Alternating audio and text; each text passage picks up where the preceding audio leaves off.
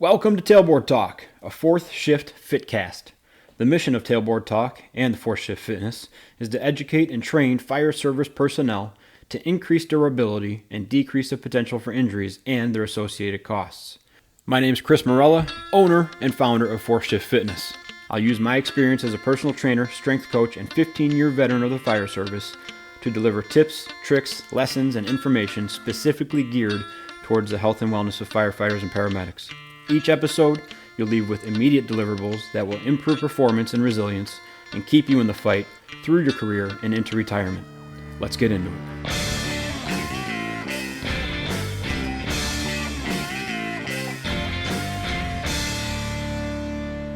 Ladies and gentlemen, welcome to Tailboard Talk, a fourth shift fitcast, and we are coming to you in the last few days, maybe the last few hours of being a single child household. Katie's actually at a doctor's appointment right now, and the last time this happened, when she was this close to her due date, it was a doctor's appointment, and then about 36 hours later, Nathan was making his entrance. So we are very close to being very busy, and we're both very excited. Nathan has no idea what's going on, so he's going to completely get his world rocked, but we're all looking forward to it. So a little bit of housekeeping. That's the first thing, which is going to cause this second thing, which is, hold on a second, there's a wasp in here. All right, definitely going to have to go back and watch the ring camera footage on what just happened.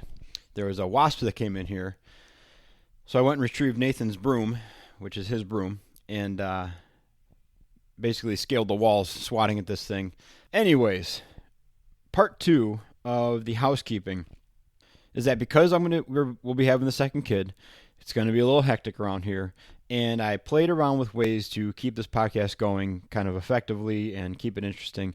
Played around with the co-host idea, played around with just taking a break on an idea. But what I'm going to do instead, and I'm pretty excited about this because it kind of plays back into the original philosophy of the fourth shift, is I'm going to have on guests who take over the episode. The floor is theirs. And so you're going to hear some really awesome stories from some truly experienced and awesome people. Really looking forward to that. So just keep your eyes open for that. After this episode, the next couple are going to be these TED Talk type of tailboard talks. It's going to be awesome. Totally pumped. Let's move on to today's episode. And that is what to look for in a personal trainer or a coach. And it's a wormhole of a subject because there's so many things to look for. I mean, whether you're doing in person or over the internet, if you're doing like a remote coaching thing, there's so many things to look for. There's so many red flags, but it really comes down to just a few points. And I wrote down a couple of them here.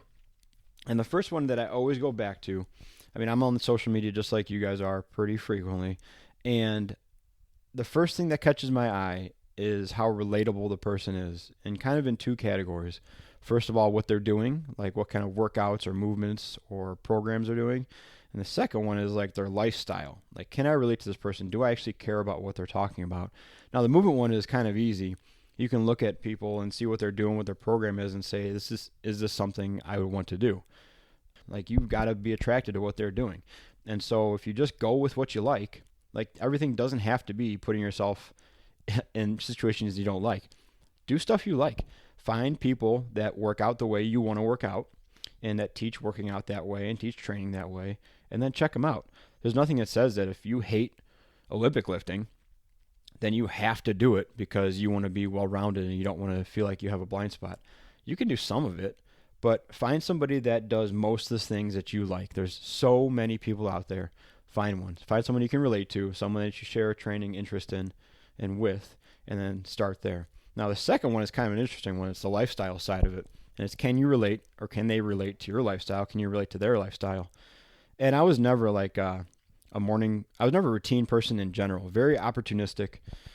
Never really stick to a regimen of very many sorts or routines or like rules with my day. I can kind of fit the workout in wherever I can. I can kind of get computer work and personal training work in wherever I can. So it definitely has some downfalls to it, right? But the other side of that is when you get on and you see someone with like a 3-hour morning routine, and it consists of waking up and hydrating and meditating and journaling and going for a walk and eating and making their favorite smoothie and then coming back and reflecting and then maybe shooting some client emails and then getting a workout in, and they're third of the way through their day already. And I'm not saying like, listen, we got a kid, my day is just boogers and farts all the way from beginning to end. It's not. But that's not the kind of schedule I like to keep. That's not the, I don't have the lifestyle with my job that allows me to do that every day. I can't always wake up at 4:30 or 5 o'clock in the morning and get my morning run in, stuff like that. So if someone doesn't jive with your lifestyle, if you look at them and think like, okay, that's good for you, but that's not anything I'm interested in, then you probably shouldn't pick that person as a coach, because there's going to be a point where your lifestyle and the way you like to run things clashes with what they're going to tell you to do or continue to promote you to do. And if nothing else, it's just going to make you feel bad. Like if this person, not to overgeneralize, if this is a young person in their 20s who is single and has a good amount of money, your lifestyle is going to clash with that almost no matter who you are. So if they continuously push that in your face and you start to resent them because you don't have 3 hours every morning to journal and reflect and make a smoothie and go for a run and then meditate or wherever else, there's going to be an eventual clash there. Now, the other side of that specifically for firefighters is you have to find someone that lives in the real world. And that's kind of what that last example is an example of, is not living in the real world for a majority of us. You got to have somebody that you can relate with on a flexibility basis. So last night I was on the ambulance and we didn't go to bed till about, we didn't get back to the station till about 1:45, and I didn't go to bed till about 2:30 or almost 3 o'clock. I need a coach that understands the demands of my job and understands that this morning I'm not going to wake up at 5:30 and go for a run. I may get a workout in later this afternoon. I may not at all. But if my coach can't understand that or share some common ground with a little bit of flexibility, that's not the coach for me. So, like I said, as much as it's important to like what they're doing, the lifestyle that your coach leads or the people that you're viewing on social media, it has to kind of fit with your lifestyle too. You don't have to fit into their lifestyle. They have to fit into yours and be able to understand yours. They are selling the product. You are the consumer, so you get to pick what you want. Of course, there's a caveat to this. If you have a garbage lifestyle that's destructive, yeah, probably make some improvements. Find somebody that is quote unquote better than you in a few areas, if you want to use that terminology, whatever. Don't get too weird about it. But if you have someone that's leading the kind of lifestyle that would help you improve, and it's reasonable, maybe that's a good idea. If it's a completely off base and you're just living in two different worlds, probably don't hire that person as your coach unless you really, really like that kind of idealistic, superficial, motivating kind of thing. All right. The next one is see if you can get a look at their coaching style. This is a major pitfall of a lot of online coaches now that don't have a ton of experience. So I still consider myself very young in the strength and conditioning world and the training world. I got my first official job, like getting paid to coach, in 2012.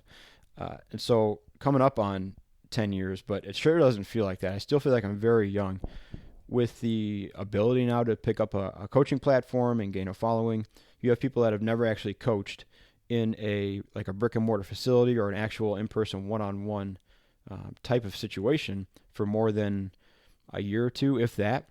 And that's not to say they don't have the skills or the knowledge or anything like that to pull it off, but with all that experience that you would typically get over 5 to 10 years of coaching groups and individuals and injured people and rehabilitating people and athletes and old people and student athletes, you get such a broader toolbox to use. And so it's important that if you can, try to get a look at how this person coaches, how they lead the session, how they motivate, and how they instruct. Two completely different things. A lot of people you might find as you get into a program, if you're doing a trial with them, or even if you commit to a program with them, they're nothing more than just a fleshy meat bag of motivational quotes, and there's not a lot of substance underneath that. So when you may be asking them for a movement alteration or a consideration on some sort of range of motion because of pain, they might come back at you with some Instagram quote-worthy stuff, and you find yourself in a world of hurt because now you kind of reach the depth of their breadth of knowledge, which is just overwhelming enthusiasm and not much actual education. So try to see if you can get a little bit of an idea how they're going to help you when you need something changed in their program. And that also leads into the next point. See if you can find out, and it should be relatively clear based on whatever they're putting on social media or whatever they're advertising. See if you can find out if they use methods or principles as their main focus. And here's kind of the breakdown of that. There's an old saying that methods are many and principles are few. If you want to take it even further, it's that methods always change and principles rarely do. It's rhyme time here on Tailboard Talk. So what that means is that I'm not married to using dumbbells or kettlebells or a barbell or the landmine or bands or the Airdyne or yoga or powerlifting. I'm not married to any of that. I want to use the best tool for the job. I'm married to principles of lengthening your anterior hip, strengthening your butt, lengthening your chest, strengthening your back, helping out the posture, position, intensity continuum when you're under load. All those things are principles. And then you get to pick which tool to accomplish that job. There's a chance that you're going to find a coach that you're attracted to, and you'll find out that they're solely and completely married and locked into one method, which would be, hey, I only do kettlebells, or I only do Olympic lifting, or I only do powerlifting, or I only do endurance training. That's okay if you're going to specialize in those things. If I want to be an excellent strongman, I'm going to seek out a strongman facility and do exactly what I need to be a better strongman. If I'm a firefighter paramedic, I need to find the best training that's going to make me the most well-rounded and most durable and most effective. And that's going to require a lot more things than just one tool. So if you find a trainer that you think you're going to jive well with, and they're hesitant or downright refuse to let go of the one method that they enjoy coaching in, that's a huge red flag, because you may need more than that in your general preparedness training, especially for firefighters and paramedics. You need more than one tool.